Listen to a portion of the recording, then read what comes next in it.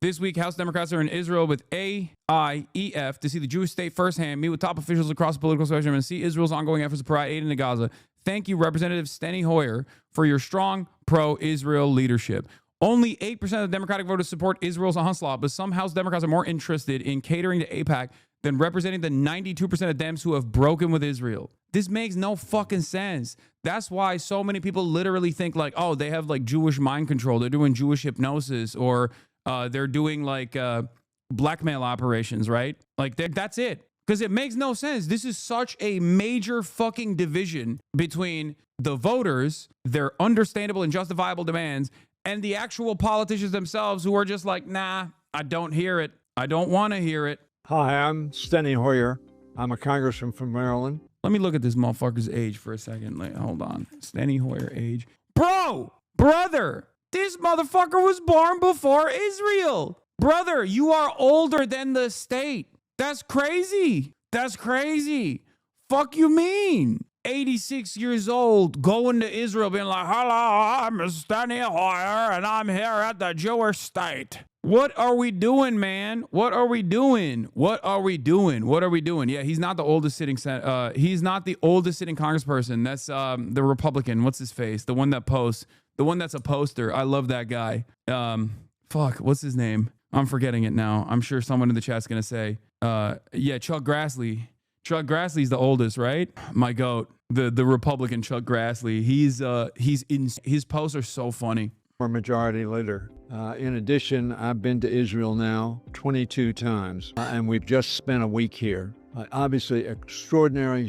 Chuck Grassley is 91 years old, and my goat, still posts. Can you clearly express the contours of the Hasanabi models and methods of successful agitprop online and in person sometime? If not now, at your leisure? Sure. Serious time. And what we found is, contrary to world opinion, Israel has been doing everything it possibly. Hi, I'm Chuck Steny Hoyer, and while many of the young hip-hop style children online are saying that Israel's doing I can't even say the word genocide, I came here to see for my own two eyes, and it turns out it's very anti-Semitic to make this statement. Contrary to world opinion, I believe Israel is doing the right thing by killing all the Palestinian children. Grassley is the oldest sitting senator. Hoyer is the oldest standing senator. What do you, like, is that a joke because he's standing up right now? Is that what you're saying? Because like Chuck Grassley can't stand up? I'm confused. All-time Grassley tweet? Yeah, this is Chuck Grassley. This is why I say he's a poster. I'm at the Jefferson, Iowa Dairy Queen doing you know what. That's the joke? Okay, well, fucking, I'm neurodivergent, okay? Y'all are being ableist. Y'all are being ableist. Don't expect me to fucking get jokes. Bro thought jokes would fly, okay? We know jokes don't fly. Anyway, let's get back to this shit. To ensure that there's minimal damage to civilians who are not part of Hamas's. Dude, Israel's PR, excellent, okay? It's hot. Israel, real hot right now. Yeah, this is great, man. This is great. Thank you. Thank you, sir, for telling us exactly what's going on. Israel's so hot right now, dude. They got the best people on this, okay? Virtually every single human being with a conscience has seen the charred flesh of children that Israel has melted with our weapons and goes, enough is enough. We have to stop it. They've seen the images of starving children. But hey, guess what? This fresh, hip, young, hot congressperson is going to tell you what's what. I came to Israel and I'm gonna tell you that your hip-hop style comments are anti-Semitic. Army. Unfortunately, the world is not seeing that. And one of the things I've tried to tell the leadership in Israel, please get that message out. Please expose it. Send pictures. Have testimony from people who are being helped because the world is. He's like, I'm 750 years old. I've been to Israel 22 times. And I'm saying, like, please do better propaganda, Israel. Come on, dog. It's making it real hard for me to keep collecting cash from AIPAC. See, the thing is, like, why don't you just retire? Like, why? Why don't you just retire? You're literally gonna die, like, in a week, man. Why is this the thing that you want to spend the last fucking days of your existence on this planet doing? I will never understand this. Like, what is the what compels someone to just do the old man grip strength death claw on their fucking seat of power? Like, you're on 1 HP, okay? You are on 1 HP. You're going to hell, Grandpa. First of all, you're definitely going to hell. If hell exists, you are going there for sure, okay? For fucking sure. And like the last moments that you have on this earth, instead of like, I don't know, spending that with your grandchildren, you're over here defending the genocide of the apartheid state that has to get unlimited funds from America. On the one hand, you're like, oh, I don't think we can get health care for American citizens. Bitch, Israel has free health care, and they got all of their defense covered by us and their offense. Why? I just don't get why these motherfuckers stand to just like spend every waking moment of their lives doing this shit. What compels you? I need to understand. I need to understand why you're still doing this. Boredom, religion? No, it just doesn't make any sense to me, man. Got a view that I don't think is accurate. One of the critical issues we were concerned is Israel is certainly seized with the critical objective of getting the hostages. Bro, he can't even speak. Also, this is so stupid and so wrong. Yeah, dude. Israel is so predisposed with like getting the hostages home. They really care about that. Famously. That's why they kill them like all the time. That's why they've killed a shit ton of the hostages. You know, get them home in a body bag. Home. Sadly, we think most of the hostages. Yeah. Oh, I wonder why you think most of the hostages aren't alive. Maybe because Israel has bombed them, shot them directly, and also while they were waving white flags, and also starving them.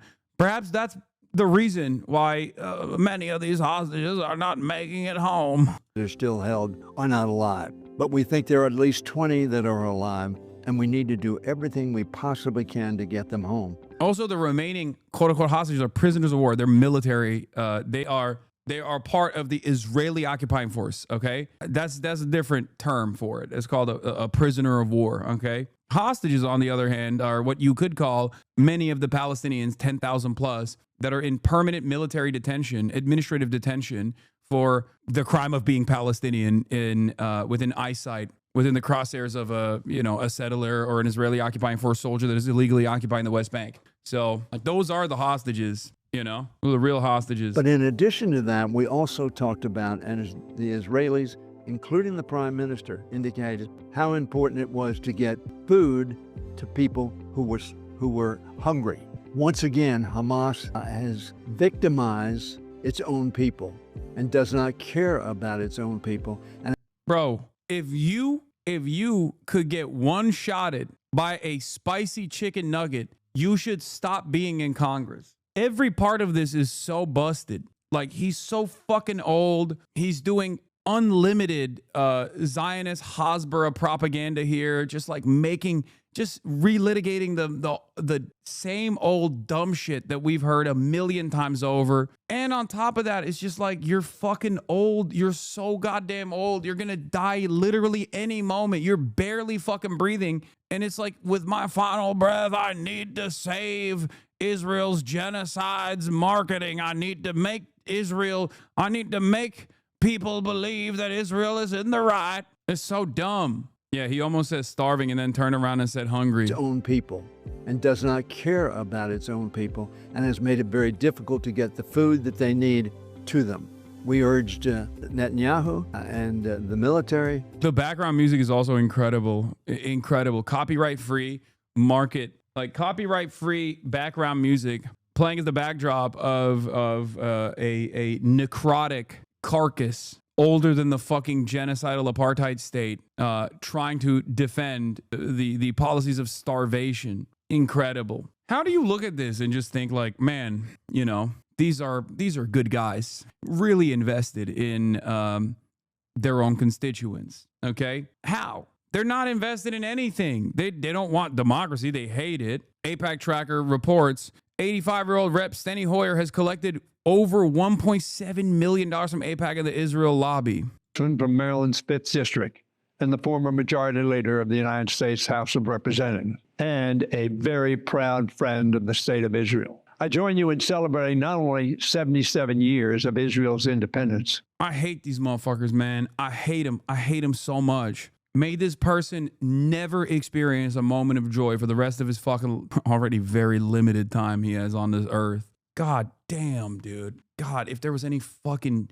I wish there was real justice on this planet. And these fucking carcasses didn't just get to do whatever the fuck they want and continue advocating to murder as many children on the other side of a fucking made up boundary by a settler colonial state hopped up on Nazi ideology, doing a fucking live stream Holocaust that they get to defend over and over and over again until their last dying breath. God damn it, dude. To do everything they could to make sure we overcome that challenge. It is a serious time. I think Israel, in its response to October 7th, has made the world safer in many respects, and certainly the Middle East safer, and closer to reaching an agreement on a broadened Abraham's Accord with...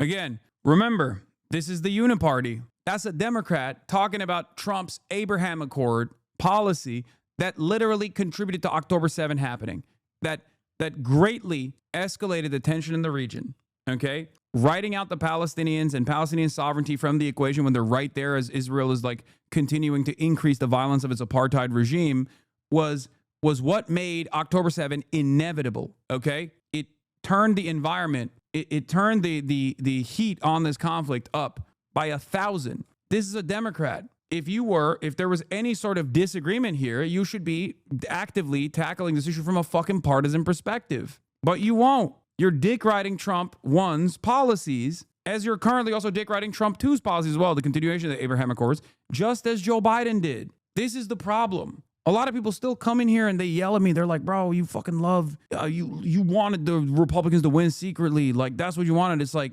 no, man. No. I want the Democrats to actually be a force that is a counterbalance against the growing fascism of the Republicans. I despise the Democrats for their closeness to the Republicans, okay? They just sell you a lie and claim that they have to be close to the Republicans so they can win, okay? That's a lie.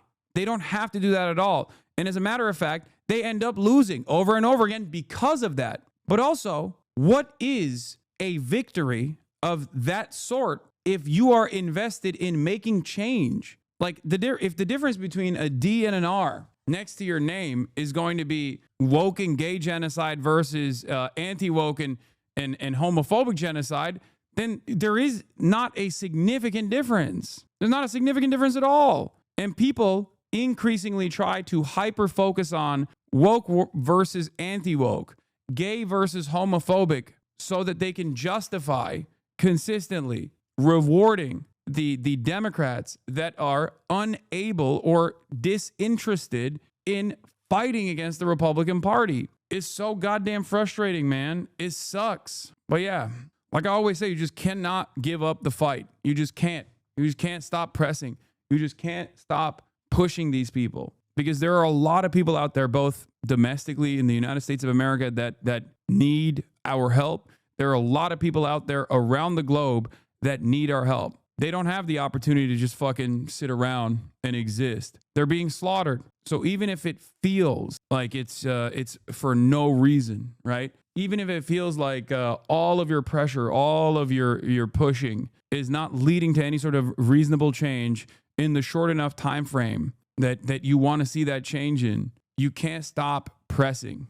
You can't stop putting, and you must not stop putting one foot in front of the next in the right direction. That's it.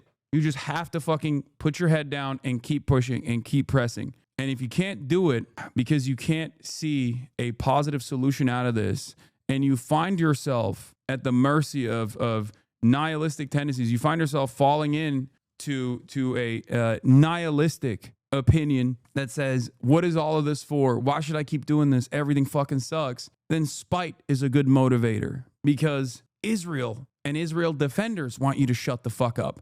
Israel defenders want you to feel down. They want you to feel like you have no power in this equation. Okay? So if you're not going to do it for the victims, if you're not going to do it for all of those who have been murdered so far, to make sure that their deaths are not in vain, if you're not going to do it to try and save as many people as possible who haven't been murdered yet, then you can just do it because you are going to piss off some of the worst people on the planet, some of the most annoying people on the fucking planet with your presence. That's why I always say you have to be an undeniable force.